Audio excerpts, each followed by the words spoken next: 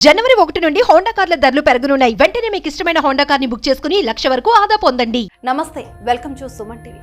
ఆర్థిక సమస్యలు ఓ కుటుంబాన్ని బలి తీసుకున్నాయి. కుటుంబ పెద్దలతో పాటు ఏం పాపం తెలియని పిల్లలు కూడా బలి కావాల్సి వచ్చింది. ఆర్థిక ఇబ్బందులతో ముగ్గురు కుమార్తెలకు విషమిచ్చి దంపతులు ఆత్మహత్య చేసుకోవడం కలకలం రేపుతుంది. ఈ విషాద ఘటన ఏపీలోని అనకాపల్లి జిల్లాలో చోటు చేసుకుంది.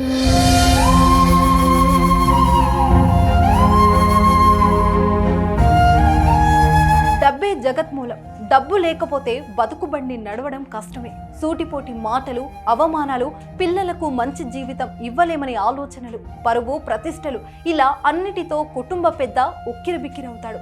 సంపాదన లేనప్పుడు కంగారు పడడమే కాకుండా తన ప్రాణాలు కూడా తీసుకుంటాడు. తనతో పాటు కుటుంబ సభ్యులను కూడా తిరగరాని లోకాలకు తీసుకెళ్లిపోతున్నాడు. అనకాపల్లి జిల్లాలో ఈ కుటుంబం ఆత్మహత్యకు కూడా డబ్బే ప్రధాన కారణం. గుంటూరు జిల్లా తెనాలికి చెందిన స్వర్ణకారుడు శివ రామకృష్ణ కుటుంబం గత కొన్నేళ్లుగా అనకాపల్లిలో నివసిస్తుంది. వారికి కొంతకాలంగా ఆర్థిక సమస్యలు వేధిస్తున్నాయి. దిక్కు తోచని స్థితిలో ఉన్న ఆ కుటుంబానికి చావే దిక్కైంది.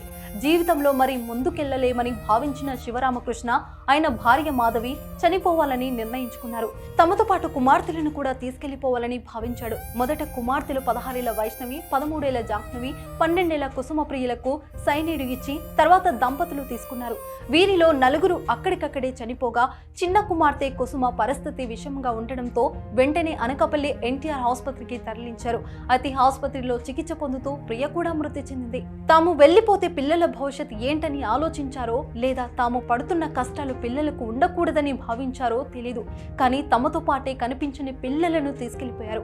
చాలా మందిని ఆర్థిక సమస్యలు, ఇతర కారణాలు వెంటాడుతున్నాయి. వారిలో కొందరు పోరాడి జీవితంలో నిలబడితే మరికొందరు మాత్రం క్షణికావేశంలో ప్రాణాలు తీసుకుంటున్నారు. కుటుంబ పెద్దనే కాకుండా మొత్తం ఇంటిల్లిపాది కూడా ఆత్మహత్యలకు పాల్పడడం విషాదం నింపుతుంది.